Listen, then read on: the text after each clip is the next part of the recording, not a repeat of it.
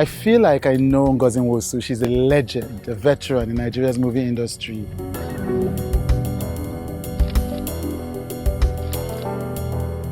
And it was when I was inviting her for this show, I realized I don't know her. I've never actually met her before.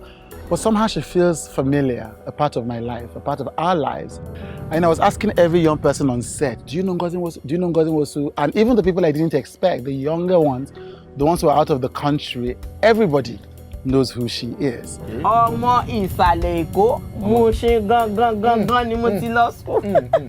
she's gone through adversity. Oh my God. Illness, pain. Even when she was doing some of her most remarkable new work, she was going through pain. I want to talk to her. I want to talk to her about it. And I also want to be a fanboy.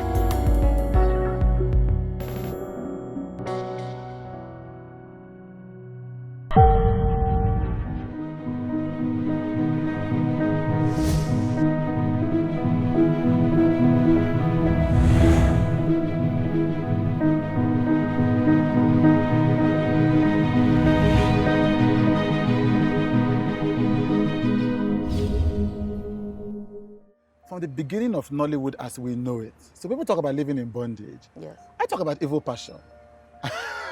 I talk about Agwane Riago Ibeya. I can never forget that. It's like chill, go and call your master. From that evil passion, Fuji House of Commotion, which for some reason people always remember, is Skinny Girl in Transit. If it's not Skinny Girl in Transit, it's the popular telecoms promos. What does it feel like to be one of those very few people who are constantly, not respected as, there are many veterans, there are many people who are successful, but constantly, for want of a better word, hot on the scene over a 30-year period of time? It's nothing but God. And doing what you know how to do best. And always hold your shoulder high in any situation, because that is very, very important. Right. Why is that important, the holding your shoulder high? It's important because if you don't, you drop. Right. And once you drop, believe you sincerely, it's difficult for you to pick yourself up again. Right. So even when you're going through your life trials, it's important you hold yourself up there. It's hurting, but pretend as if it's not hurting. Keep going. Keep going. And with God on your side, you scale through, and that's it. Actually, that's powerful, because I do remember that, so to move away from this a bit, 2012, when people heard about, the illness they were going through with the kidney, there was a way that, and just listen to this, I'm thinking about it, there's a way that you asked for help. I mean, the public came in, but there was no sense of, like, how sometimes people ask for help and then it affects the way we perceive them. It affects, it's like, oh, we're all helping her, it is. But in this case, there was still that respect, that dignity, that all of that, even when people were coming together to help you. Is that one of the examples you would mean by keeping your head up? Oh, yes. Yes. Yes, Right. yes, it was, because at that time, honestly, I didn't know that help would come. Because I was doing it all alone, hoping that everything would be fine. But like I said, always hold yourself high. And lo and behold, just where I least expected, the help came. Yes. And that was it. Yes. Was it difficult to come out even and talk about it in the first place? Yes.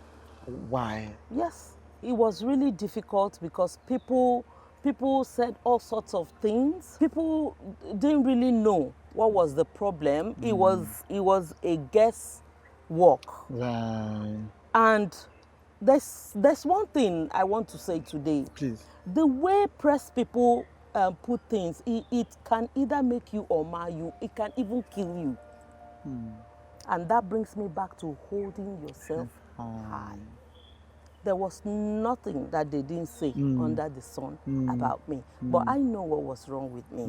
And I held myself. Even when I was out of the country, they didn't know I was out of the country. Right. People were speculating. Some were saying I was in Germany. Some were saying I was in India. Some were saying I was in... Nobody knew where I went. Yes, yes. Because I kept it to myself. Yourself. Right.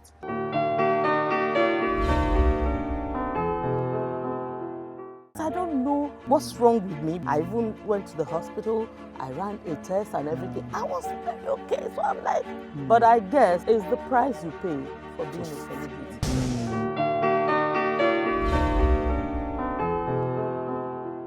What does it look, what does it feel like to know what you're going through? Pick up the newspaper, pick up a blog, and see somebody saying something so heavy when they could have just called you to confirm or something. It's just like burying you alive. There was one that actually trended that even made me to question myself if really I was alive. Right. Because someone came out of the blues and said I had leukemia. I sit down, I just start crying. Because I'm like, why would somebody say that about me? And to make matters worse, the person went ahead to say, from the source's mouth. Please. Who?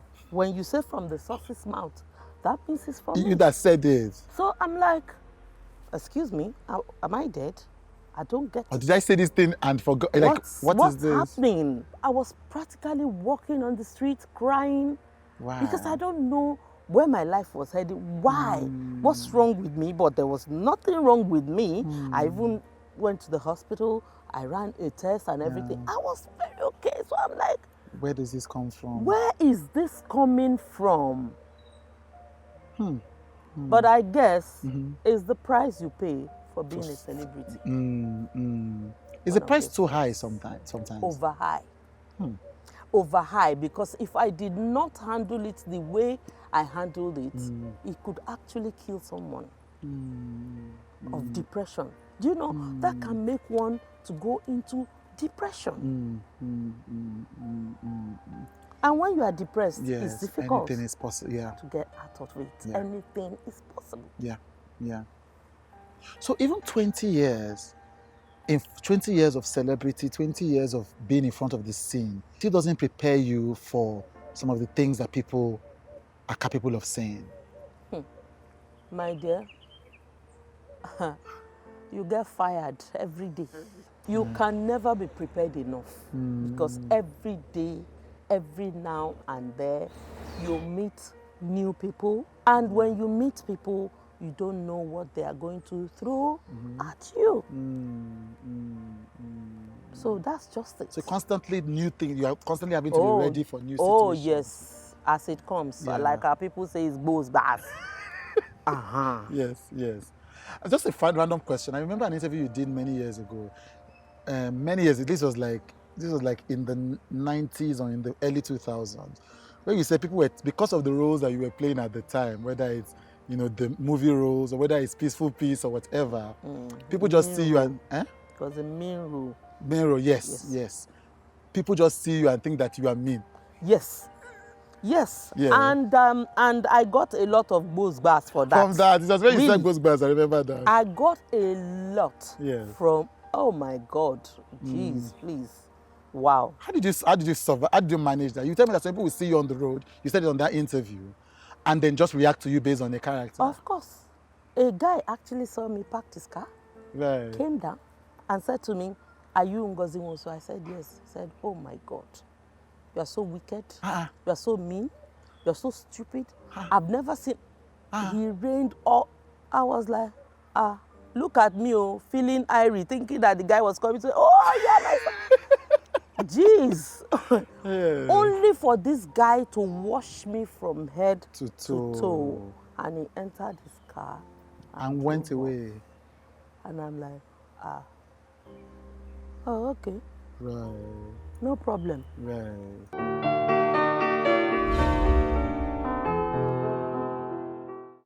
When we come back, I said, God, if truly I serve you, this will not be the end of the road. Just give me the grace for me to get up. I need to open the door.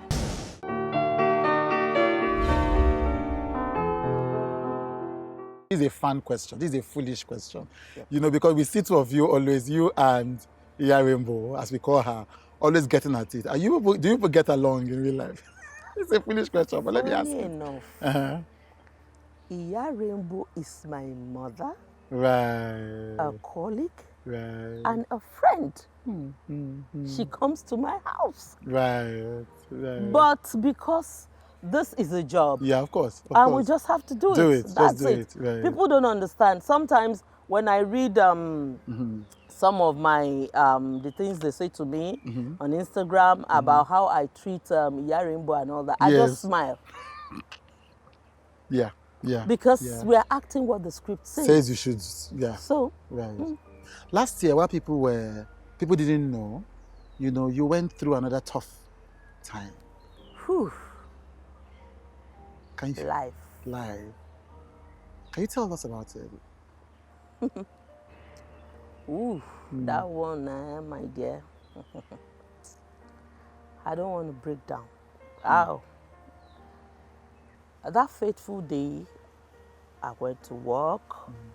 I was okay, and I was in my room, just caught up to get water from the fridge, and that was it. I fell. I blanked out. And when I regained consciousness, I thought it was just, okay, it's a thing that, okay, it's just one of those things. So get up and walk. Ngozi, get up. No. You couldn't? I couldn't. Get up. I couldn't. There I was, looking at my phone. I couldn't call for help. The gen was on. Nobody heard me. And I'm like, oh, is this the end of the road? But what really happened? I just fell. I said, okay, let me move. I couldn't move the leg. I saw that one, I was able to lift. The other one was just there. I cried. I said, how will I do it? Who will I call? The gen is on, nobody heard me. And then I went back to God. I said, God, I remembered, I said, God, if truly I serve you, this will not be the end of the road. I said, just give me the grace for me to get up. I need to open the door for help. And I was lying, looking at myself, helpless. Nobody to help me. So after a while, the strength came from nowhere, and No, get me tissue paper, get me tissue. Yeah, thank you. The strength came, and I was able to now use my bum to crawl. I crawled to the door. Now it's to stand up, to now open the door to shout. I couldn't. I was looking at myself lifeless. And I'm like, God, this can't be the end of the road. No, it can't be. So I saw the earpiece of my phone lying. So I crawled to that place and I picked it. And it just occurred to me that, okay, if you have something like an accident or something, you can tie it in that place and it should be able to give you strength. So that was how I took it and tied it to the leg, tied it. It was hurting. I screamed, but I just had to. Yes, I tied it. And then as I tied it, the leg was still lifeless. I used the other side to stretch. It was painful, wow. And I was able to hold on to the door. I was panting for like 15, 30 minutes just to hold myself so I can open the door. As I opened the door, I screamed and help came. I passed out again. And that began the journey of me and my leg for 1 year. Oh yes, 1 whole year. But even at that, I did not let it debar me from what I want to do or what I want to achieve. It's painful, it hurts. I could hardly go to the toilet. I became someone that they carry to poo, to do all sorts. I'm like, no, this is not me, and this can never be me. Yes. I said, life is all about struggling. Don't give up. Because if you give up on yourself, God will give up on you. And I said, Ngozi, no, you won't give up. Your name is Ngozi. Ngozi means blessing. Yeah. You are a blessing and you will never be a curse. So, stand up. With that pain, after the surgery, I was still able to use, I stood, started learning how to walk. All this happened, nobody knew. Yes. I kept it away from the press because Yes. I'm someone, I don't like someone telling me sorry too much because when you tell me sorry, I'll be depressed. So let me handle my thing, my emotions and everything. Let me handle it myself. When I'm able to take your pity, I can call for pity party. So, as at that time, I did not want to tell a soul that this is what I was going through, except those who were very close to me, and of course, my able managers, because wow, they were awesome. And here I am today. Here you are today. The glory of God. Wow. So is this the first time you're talking about this? Yes. Wow. And so all this time when you were shooting these ads and doing work that we're seeing, you were going through this? Yes. I was going through serious pain. Yes. I mean, somebody was saying to me just before coming on that sometimes you were on a wheelchair at some point. Of course. Yes. March, this thing happened March. So this year, March 28th, made it 1 year. Wow. Yes. So this is recent. My goodness. That was just it. And by the time they did the X-ray and everything, they said it was the femur here that broke.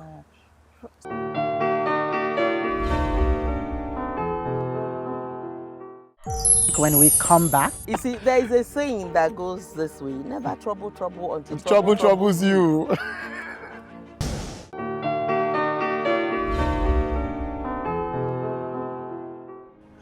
What did you say is there? Apart from, so you talked about God, but being ill and having to go through surgeries and all of that gives you a lot of time to reflect and think about life and all of that.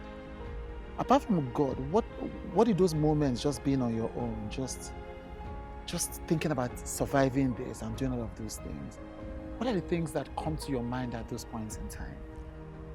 Well, at that point in time, the only thing that came to my mind was life is nothing. There's nothing in this life. Just be good. Do what you know how to do best. And always be truthful in what you do. Because there might not be a second chance. Right. What are the things that are in those years? What are the things that have most struck you or impressed you about this industry? What are the things? Well, first and foremost, it's an industry where we tell people, okay, we are playing, but we're sending you a message. Yes. And at the same time, you're being well compensated. Though in those days, Yes. it was It was not like that. anything close to in that. those days, it was just, we're just doing it for the passion. Yes. It was for passion. then. Yes. But now, thank God, Yes. the end Yes. finally justified the means. Yes. Though we're not there, but it's better than where we started way better. Yes. I mean, when you chose to build a career as an actor, people didn't take it seriously as a career. Of course. And it wasn't, I mean, it was fame, but it wasn't like now where, everybody's paying attention, international media are paying attention, young people come out of school wanting to be actors. What was it like at that time, choosing a career in acting? Like I said earlier on, it's passion. Because Yes. if you don't have the passion as at that time, Yes. my dear, you No wouldn't reason. dare. Then was when they refer us as who are these lunatics or these theater people, they have come again. But as years rolled by and people saw the vision, so it's like, wow, everybody now wants to cut the cake. Everybody wants to eat the cake. Yeah. It's no longer for drop out. It's now. no longer for never do well. Yes. It's no longer for the touts Yes. or whatnot. Yes. Thank God we're Massive part of change. those who made Cleared history, the way. who paved way Yeah, for absolutely. what it is today. Absolutely. Thank you for doing this. What I want to talk about your get-up, Auntie. This is your style. Your shoes. I don't know if the camera people can see these shoes. These shoes are not plain. I grab you. Like, it's been constantly, style. So for want of a better word, keeping it fresh, keeping it real, keeping it young. Is that a part of you? Is that something you do deliberately? Give them something you do deliberately? Yes, so it goes back. You see, there is a saying that goes this way: never trouble until trouble troubles you. So that's me. Yes. You wake up every Keep morning it ready. real. Yes. Yes, so Yes. trend as much as you can. Have fun with it. Don't make yourself old. That's it. That's it. I don't believe in, okay, because I'm of a certain age, I have to be this way, I have to be that way, I have to withdraw back into my shelf and behave the age that I am. I am very, very young at heart. And thanks to my daughters that will not even agree. Fantastic. So you obviously have a close relationship with your daughters. Oh, yes. It's almost like a sister relationship. Of course. 2 things at a time. They are my children and they are my managers. They are your children and they are your managers. So there's the managers we were talking about. So they fought these battles with you. Oh, yes. So even when I feel like giving up, you hear, Mommy, no. That's not the way we want it. No, you must do this, and it's a must. And it's a must. Oh, that's so beautiful. And I love that. Yes. May God keep that bond strong. Amen. Thank you so much for joining me today, Ma. So it's been a fantastic conversation. Eyes were so alive. We're beautiful like diamonds in the sky. Shine bright like a diamond. Shine bright like a diamond. We're beautiful like diamonds in the sky. Shine bright like a diamond.